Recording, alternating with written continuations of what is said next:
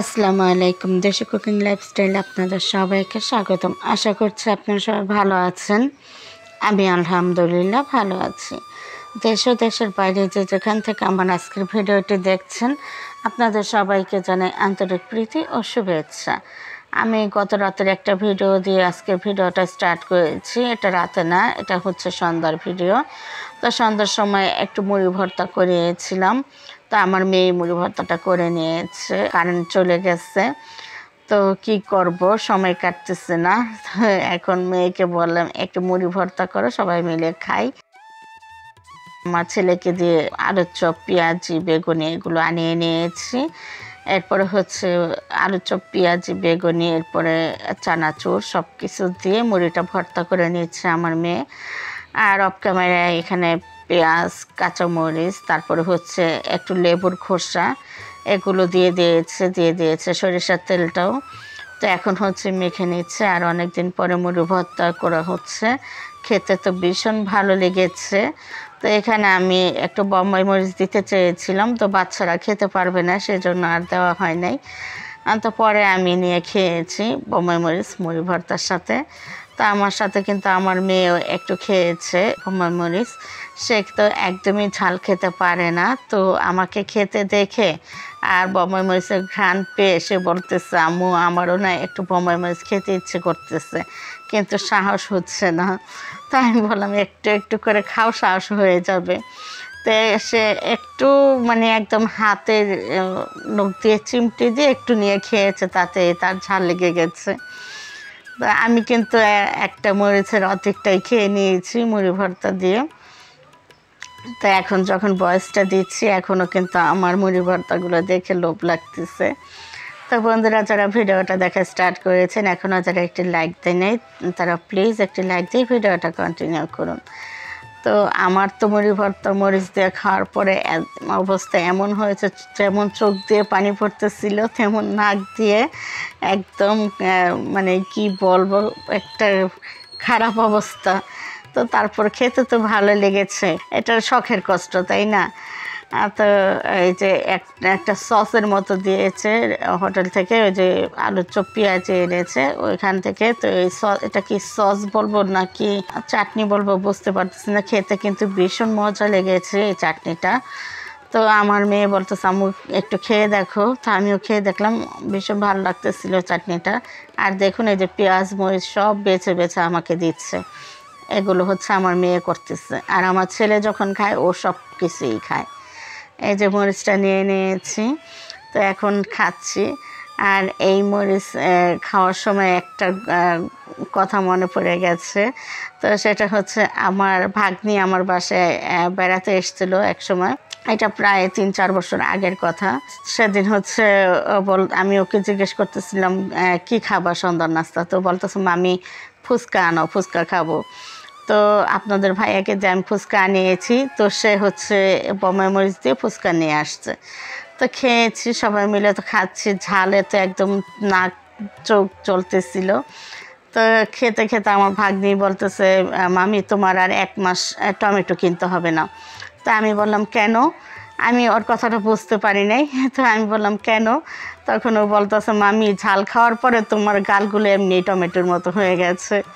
তো সেই কথাটা না মনে করে আমার মেয়েকে বলতেছিলাম আর হাসতেছিলাম যে আজও সেই একই অবস্থা হয়েছে।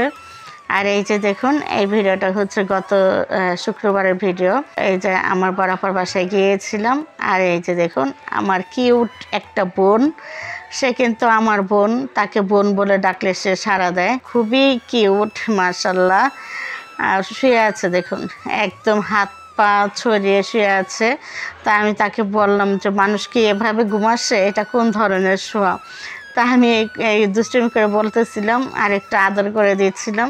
তো আমি ওই কথা বলার পরে সে আবার ঘুরে একটু গুটিসুটি হয়ে শুয়েছে। তো তারা হচ্ছে সব বোঝে, কেননা ছোট থেকেই তো আমাদের কাছে আছে।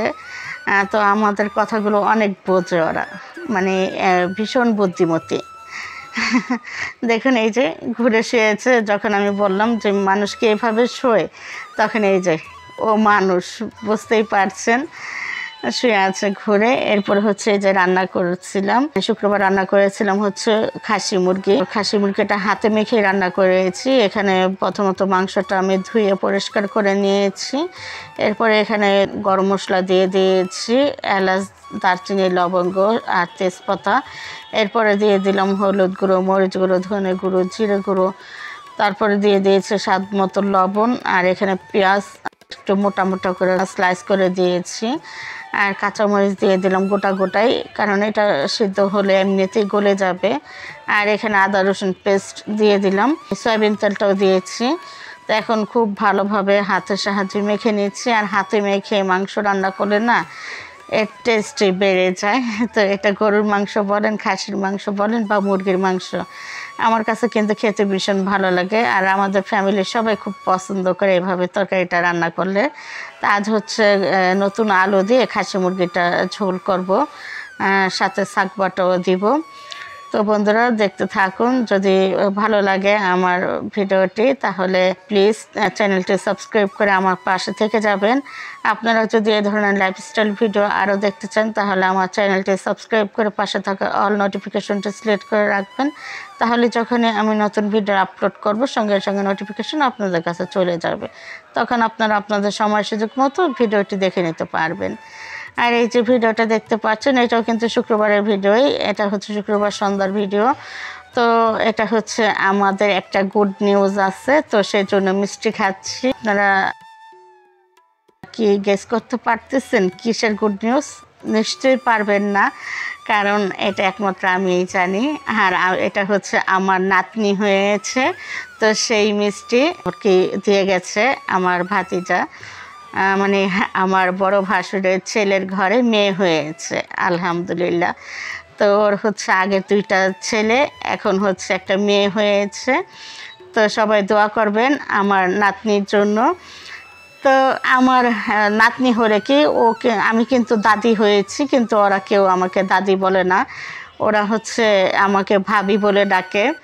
তো ওদের ছোট ছোট মানুষগুলো যখন ভাবি ডাকে না, শুনতে ভীষণ ভালো লাগে। ভাতিজাদের ঘরের যেগুলো হয়েছে বাচ্চা, ওরা হচ্ছে আমাকে ভাবি ডাকে। আর আমার ভাসুরের মেয়েরা যারা ওদের ঘরে যে বাচ্চাগুলো হয়েছে ওরা আবার ডাকে আপা। তো কেউ কিন্তু নানুও ডাকে না, দাদিও ডাকে না। আমার মেজো যাকে একবার বলতেছিলাম, মানে ওনার মেয়ের ঘরে যে ছেলে হয়েছে ওরাও আমাকে আপা ডাকে। তাই আমি বললাম ওরা আপা ডাকে কেন, নানু ডাকতে পারে না? তখন আমার মেজো যা বলতেছিল নানু হওয়ার বয়স হোক তারপরে ডাকবো, দুষ্টুমি করতেছিল। তো এই যে রান্না করতে করতে দেখুন আমার বরাবর রান্নাঘরে জানালা দিয়ে প্রাকৃতিক দৃশ্যটা আমি তো সবসময় দেখি, আজ আপনাদেরকেও দেখে দিলাম। আর আপনাদের সাথে তো প্রায় আমি এই দৃশ্যটা শেয়ার করি, খুব ভালো লাগে দেখতে। তো এদিকে হচ্ছে মাংসটা কষে আমি কিন্তু আলু দিয়ে দিয়েছি, নতুন আলুটা ছিলে ভালোভাবে ধুয়ে এরপরে দিয়ে দিয়েছি। তো আলুটাও কিছু সময় কষিয়ে নিয়েছি। আর এখানে আমি ঝোলের পানিটা দিয়ে দিচ্ছি, সব কিছু একদম খুব ভালোভাবে কষিয়ে নিয়েছি। এখন এই ঝোলের পানিটা এটা হচ্ছে গরম করে রেখে দিয়েছিলাম। আর বরাবর বাসায় তো গ্যাসে একটু সমস্যা হয়, গ্যাস থাকে না, অনেক লেট করে গ্যাস আসে। তো আমি কিন্তু যখন গ্যাস কম ছিল তখনই মাংসটা বসিয়ে দিয়েছি, কেননা এই মাংসটা সিদ্ধ হতে কিন্তু অনেক বেশি সময় লাগে। তো অল্প গ্যাসে আস্তে আস্তে আর কি সিদ্ধ হয়ে গেছে। তো আর যখন গ্যাস কম ছিল তখন আমি 1 হাঁড়ি পানিও গরম করে রেখে দিয়েছি, যে আমার এটা রান্নার কাজে লাগবে। তো এভাবে আর কি কম গ্যাসে এইভাবে বুদ্ধি খাটিয়ে একটু কাজ করে নিচ্ছি। তো এরপরে কিন্তু রান্না করতে করতে গ্যাস একদম সম্পূর্ণ চলে এসেছিলো। তো এই যে দেখুন আমি যখন শাকটা রান্না করতেছি তখন কিন্তু চুলায় প্রচুর গ্যাস, মানে আমি চুলাটা তো একটু লো করে দিয়েছি, কেননা এই মানে এত গ্যাস উঠে একদম হাঁড়ির উপর দিয়ে গ্যাস উঠে যায়, সেজন্য আর কি চুলাটা একটু লো করে দিয়েছি। তো এদিকে লাল শাক রান্না করে নিচ্ছি। প্রথমত শাকটা দিয়ে দিয়েছি, এরপরে দিয়ে দিলাম পেঁয়াজ, কাঁচামরিচ আর লবণ। এখন হচ্ছে শাকটা রান্না করে নেব।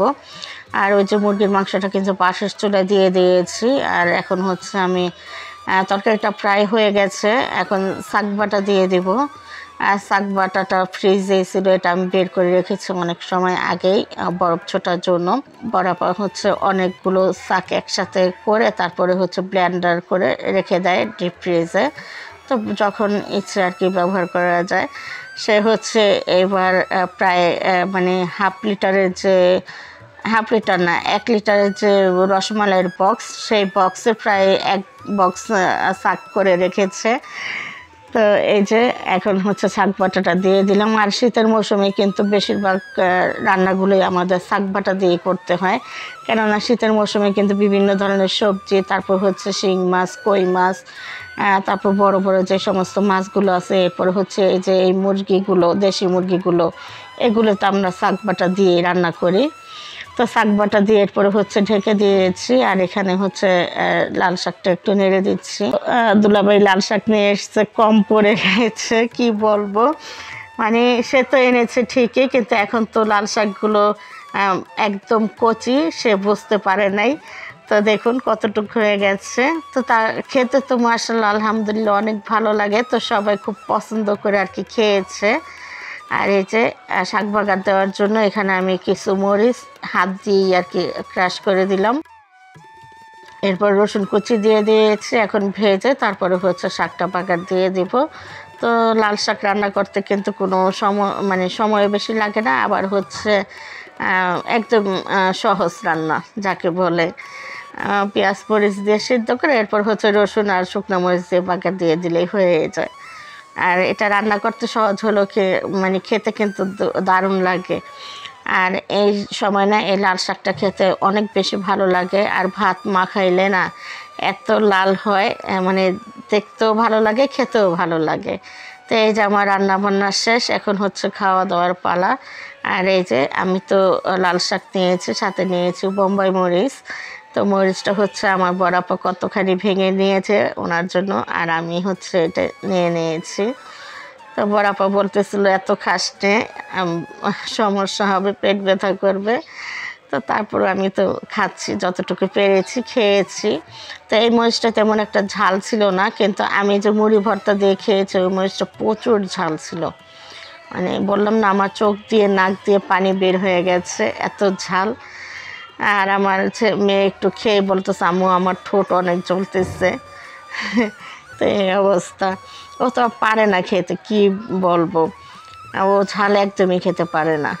তো এই যে আমি শাক দিয়ে খেয়ে এখন হচ্ছে মাংসটা নিয়ে নিয়েছি। আর নতুন আলু দিয়ে এভাবে মুরগির মাংস রান্না করে, এটা দেশি মুরগি হোক বা এই যে ধরনের কক মুরগি বা এই খাসি মুরগি, এগুলো না খেতে ভীষণ ভালো লাগে। তো আমরা প্রায় এখন যেহেতু নতুন আলু উঠেছে, প্রায় সময় নতুন আলুটা খাওয়া হবে। আর এরপরে যখন আলুটা পুরাতন হয়ে যায় তখন আর কিন্তু তেমন একটা খাওয়া হয় না। তো বন্ধুরা, আজকের মতো এ পর্যন্ত। সবাই ভালো থাকবেন, সুস্থ থাকবেন, অবশ্যই নিরাপদে থাকবেন। আল্লাহ হাফেজ।